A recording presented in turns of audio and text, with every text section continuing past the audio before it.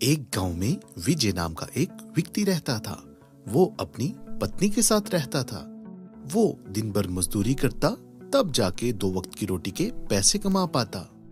विजय, मैं तो ये गरीबी देख देख के तंग आ गई हूँ। आखिर कब आएगी हमारे घर में भी दौलत? अरे आरती, तुम बस थोड़ा सब्र करो। भगवान ने चाहा तो एक ना एक दिन हमारे दिन जरूर बदलेंगे। 8 साल हो गए हैं हमारे विवाह को, तब से यही सुनती आ रही हूँ। मेरी सारी सहेलियाँ अपने अपने ससुराल में मौज कर रही हैं और मैं यहाँ गरीबी की चक्की में पिस रही हूँ। अरे आरती, अब बस भी करो। मैं थका हारा काम से आया हूँ और अब तुम शुरू होगी हो। तभी दरवाजे पर दस्तक होती है। विजय दरवाजा खोलता है तो आगे एक साधु खड़ा होता है। बेटा, एक रोटी का सवाल लेके आया हूँ तेरे दर पे। अरे साधु महाराज, हमारे घर में बदकिस्मती से एक ही रोटी है जो हम दोनों ने आधी आधी खानी है। अच्छा, तो तुम साधु बाबा को खाली हाथ अपने दरवाजे से भेजोगे? सोच लो। अच्छा रुके महाराज, मैं अभी आया।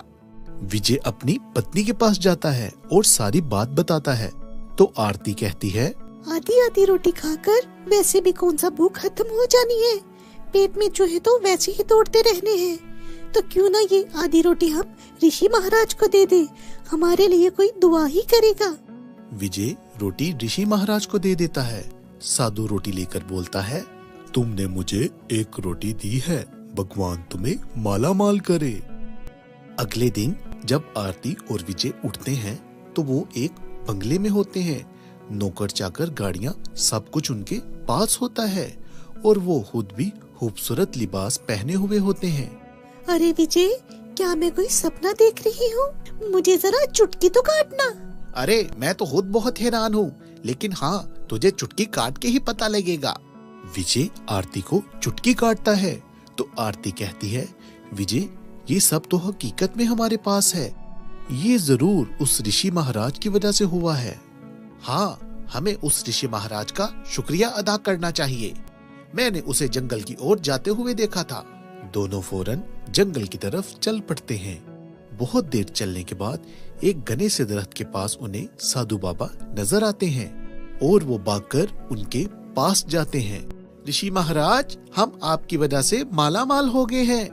अब हम आपकी सेवा करना चाहते हैं और आपके साथ ही रहना चाहते हैं। जी ऋषि महाराज, अब हम आपके साथ ही रहना चाहते हैं। पुत्री, तुम लोग तो जानते हो मेरा कोई एक ठिकाना नहीं है। मैं कभी यहाँ तो कभी वहाँ होता हूँ, तो तुम लोग कैसे मेरे साथ रह सकोगे?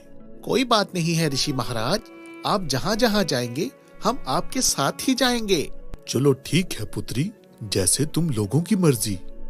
वो दोनों लालच के मारे ऋषि महाराज के साथ रहना शुरू कर देते हैं और सोचते हैं कि अगर एक रोटी के बदले भगवान ने हमें इतना दिया ऋषि महाराज की प्रार्थना की वजह से, अगर हम उनकी ढेर सारी सेवा करेंगे तो ना जाने हमें कितना ज्यादा और मिलेगा। बस फिर जिधर जिधर ऋषि महाराज जाते, विजय और आरती उनके साथ साथ जाते।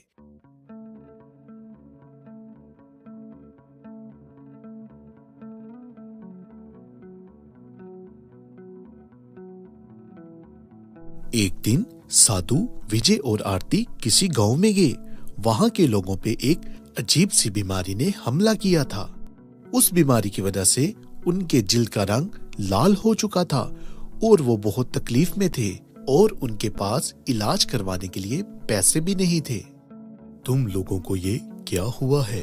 अरे महाराज, हमें ये अजीब सी बीमारी लग गई है और हमारे पास इलाज के पैसे भी नहीं है। तभी साधु बाबा की नजर एक महल पे पड़ती है। तो साधु बाबा पूछते हैं, ये किसका महल है? ये इस गांव के महाराज का महल है। ये बहुत ही घमंडी राजा है।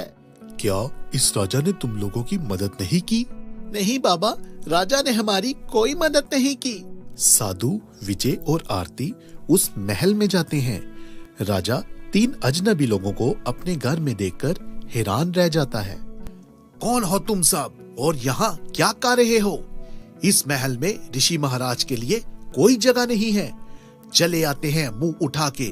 चलो निकल जाओ मेरे महल से। क्या तुम्हें पता है गांव के लोगों के पास इलाज के लिए पैसे नहीं हैं। हाँ पता है, तो मैं क्या करूं? बस तुम सब चुपचाप यहाँ से चलते बनो। पुत्री, इतना घुमंड अच्छी बात नहीं है। भगवान करे तुम्हारे पास भी कुछ ना रहे।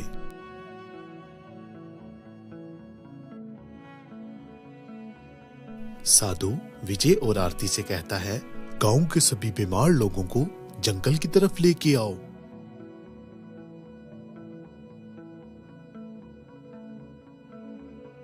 विजय और आरती गांव के सभी बीमार लोगों को अपने हमरा लेकर जंगल में पहुंच जाते हैं। वहां पे साधु बाबा पहले से खड़ा होता है। एक बड़े से दरख्त के पास ऋषि महाराज कोई मंत्र पढ़ता है तो पूरा दरख्त सोने का बन जाता है।